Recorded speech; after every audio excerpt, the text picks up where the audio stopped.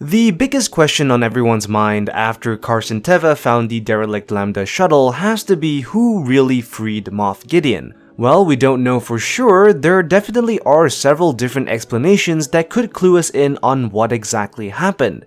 So let's try and break down these different theories and see which one might offer us the best explanation as to what happened. Following Carson Teva's discovery of the derelict Lambda shuttle, a closer examination reveals that there was a fragment of beskar alloy embedded in the cabin wall, a piece of evidence that seems to lead to the conclusion that the Mandalorians were responsible for Moff Gideon not making it to trial. Are you saying that Moff Gideon was taken by Mandalorians?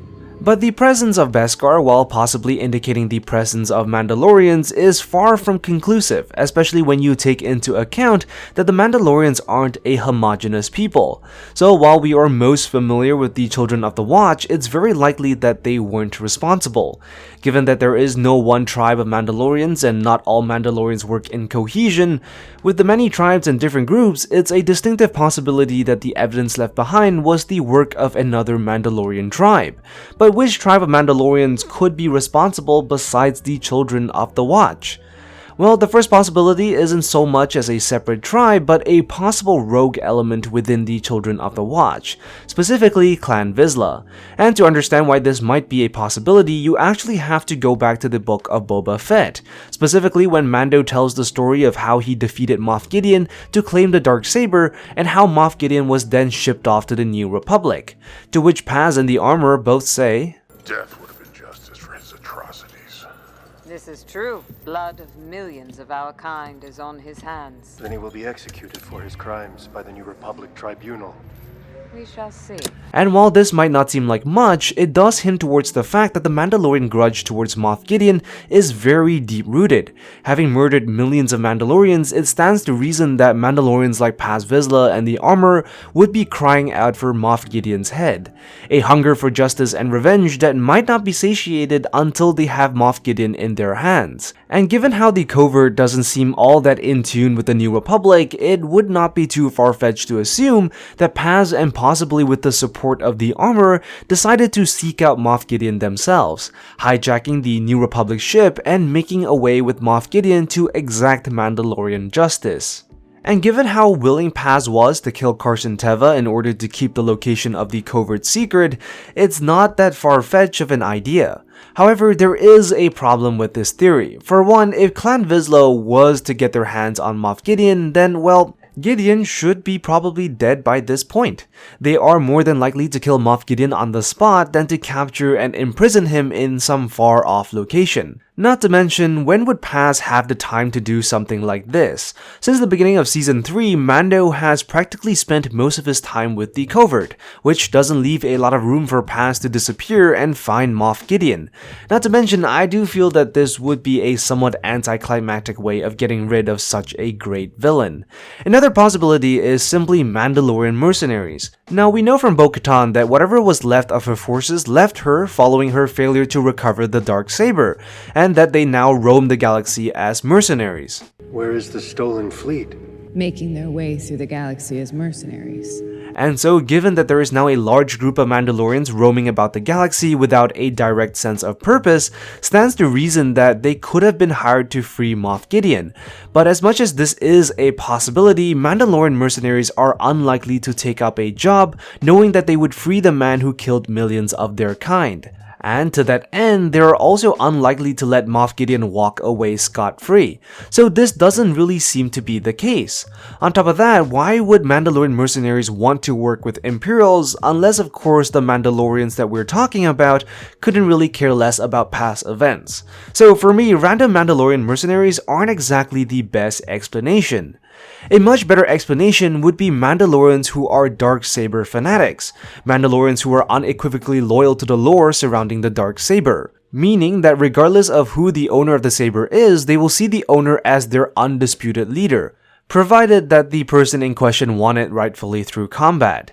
And this is something that we've actually seen before. During the Death Watch coup on Mandalore, we had a moment where Pre Vizsla and Maul end up in a duel, with the former and latter intent on betraying each other once control of Mandalore was complete. And the conclusion of this duel saw Maul emerge as the victor, effectively becoming the new owner of the Darksaber and the legitimate ruler of Mandalore.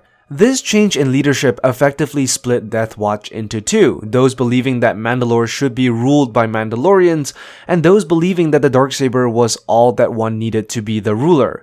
These Mandalorian traditionalists, also known as Mandalorian Super Commandos, went on to serve Maul and the Shadow Collective, hence why these Mandalorians painted their armor in reflection of their allegiance to Maul.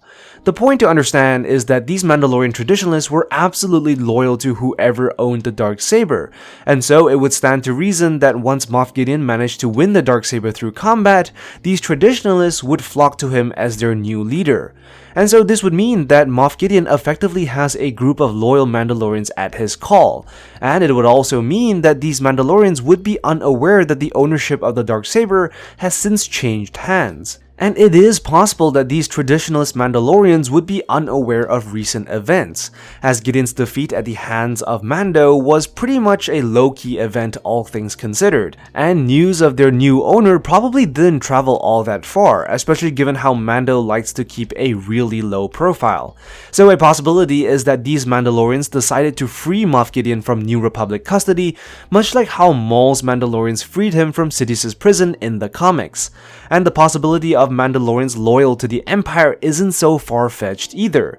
Especially during the era of the Galactic Civil War, there were many Mandalorians who acted as Imperial enforcers on Mandalore, most notably Gar Saxon, who was also previously a Mandalorian Super Commando. So don't be too surprised if we do get to see Mandalorians loyal to the Empire in the upcoming few episodes.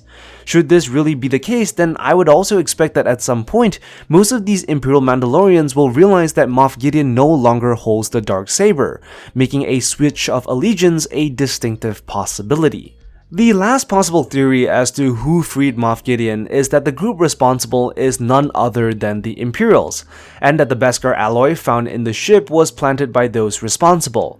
And this isn't all that far-fetched considering how far the Imperials seem to have infiltrated the New Republic. As we see with Kane, supposedly reformed Imperials have started to infiltrate the New Republic, and so it's highly plausible that during this time, they managed to receive information on Moff Gideon and hatch a plan to free him.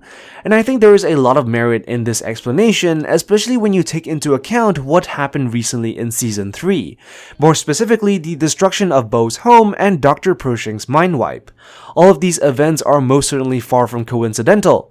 In fact, I would go as far as to say that these were premeditated attacks designed to exact revenge on those who caused Moff Gideon's capture and possibly to cover his tracks. After all, during the Season 2 finale, it was Dr. Pershing's ship that allowed the team to infiltrate Moff Gideon's ship in the first place.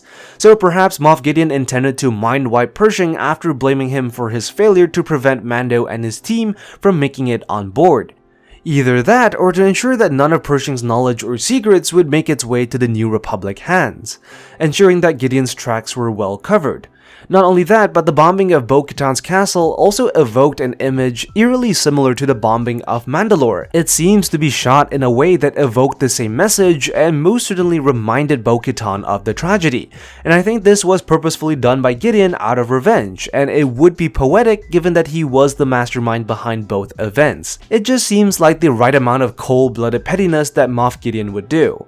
And the fact that Moff Gideon is able to quickly get all these plans in place following his release suggests that he is already right at home with the other Imperials, all of which seem to indicate that it was the Imperials that freed him. And if this is truly the case, then it would most certainly mean that the beskar was planted, which is not at all impossible given that the Empire does have a sizable amount of beskar it stole following the fall of Mandalore. And so if Moff Gideon is really back in action and looking to take revenge on those who captured him, he still has to go after Mando. And what better way to do it than force the entire covert into hiding with the New Republic actively hunting them under the belief that it was the Mandalorians who freed the Imperial. So those are all the possible theories that I could think of as to who might have freed Moff Gideon. Did I miss any? Let me know in the comments down below. Be sure to like and subscribe, and I will see you in the next one. I am the Lost Acolyte, and I have spoken.